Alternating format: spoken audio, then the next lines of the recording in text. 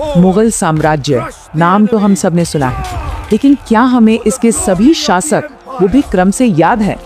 आज हम इस शानदार साम्राज्य की कहानी को न सिर्फ जानेंगे बल्कि कुछ ऐसी मजेदार तरकीबें भी सीखेंगे जिनसे बाबर से लेकर बहादुर शाह जफर तक का पूरा सफर दिमाग में छप जाएगा। तो सफर कुछ ऐसा रहेगा। हम शुरू करेंगे साम्राज्य की नींव से, फिर मिलेंगे सबसे महान सम्राट से, देखेंगे कि कैसे कला और संस्कृति अपने चरम पर पहुंची और आखिर में समझेंगे कि इस विशाल साम्राज्य का पतन कैसे हुआ। कहानी की शुरुआत होती है बाबर से। उसने हिंदुस्तान पर एक या दो बार नहीं बल्कि 5 बार हमला किया और पंजाब के रास्ते से भारत में दाखिल होकर एक ऐसे राजवंश की नींव डाली जिसने आने वाली कई सदियों तक यहाँ हुकूमत की। बाबर एक बहुत ही काबिल मिलिट्री कमांडर था। उसने एक के बाद एक बिल्कुल लगातार 4 बड़ी और डिसाइसिव लड़ाइयां जीती।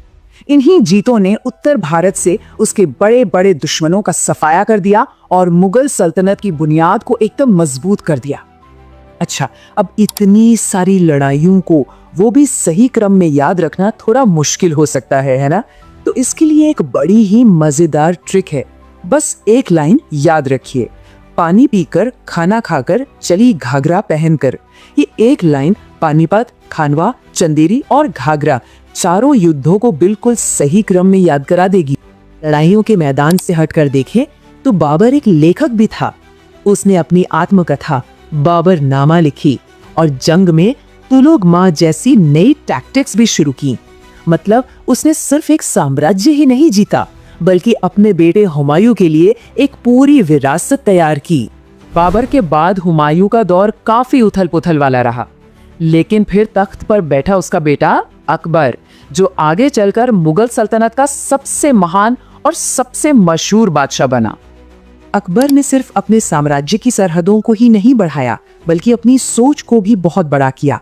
वो अपनी धार्मिक सहिष्णुता के लिए जाना गया और उसने सभी धर्मों की अच्छी बातों को मिलाकर एक नया मजहब दीने इलाही भी बनाया। अकबर की कामयाबी के पीछे एक बहुत बड़ा राज था, उसका दरबार।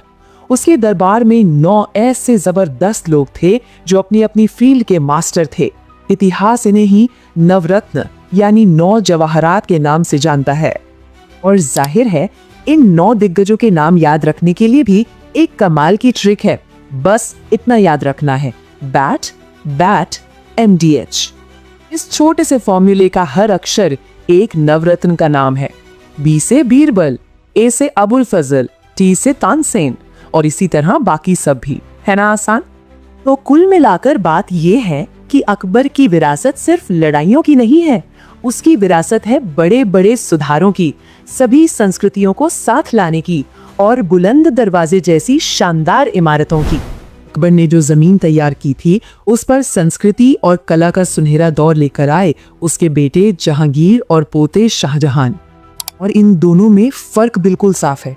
जहांगीर के दौर को कहा जाता है पेंटिंग का गोल्डन एज, तो वहीं शाहजहां के दौर को आर्किटेक्चर का गोल्डन एज माना जाता है।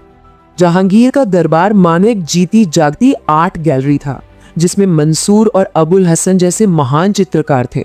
वो अपने न्याय की जंजीर के लिए भी जाना जाता था और उसने रक्षाबंधन जैसे त्योहारों को भी दिल से अपनाया। लेकिन कला का ये सफर आगे बढ़ाया जहांगीर के बेटे शाहजहां ने, जिसकी आर्किटेक्चर के लिए दीवानगी ने इतिहास पर एक कभी ना मिटने वाली छाप छोड़ दी। अब शाहजहां ने इतनी शानदार इमारतें बनवाई कि उनकी लिस्ट भी काफी लंबी है, तो उन्हें याद रखने के लिए भी एक आखिरी और बहुत काम की तरकीब है, रेशमा जाती मजबूर दीवाने। ये लाइन सुनने में भले ही थोड़ी अजीब लगे लेकिन काम कमाल का करती है।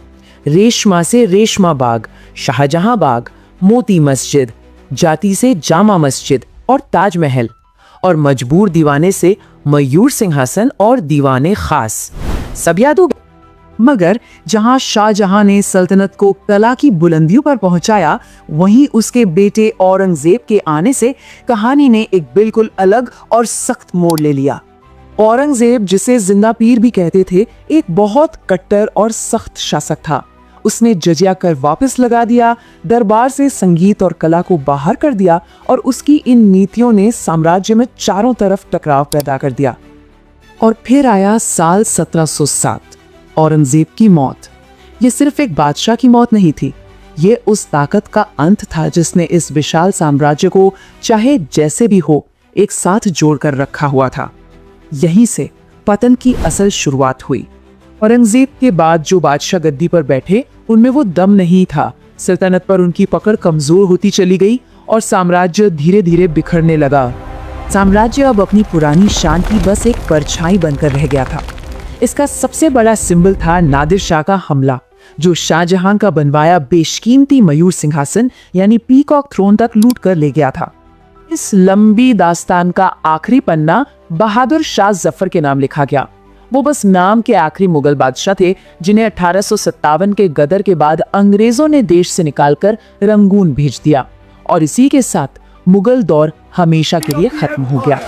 तो बाबर की पहली जीत से लेकर बहादुर शाह जफर की आखिरी हार तक ये कहानी थी विजेताओं की, कलाकारों की और इमारतें बनाने वालों की। एक ऐसा साम्राज्य जिसने हिंदुस्तान का नक्शा और तकदीर दोनों हमेशा के लिए बदल दिए।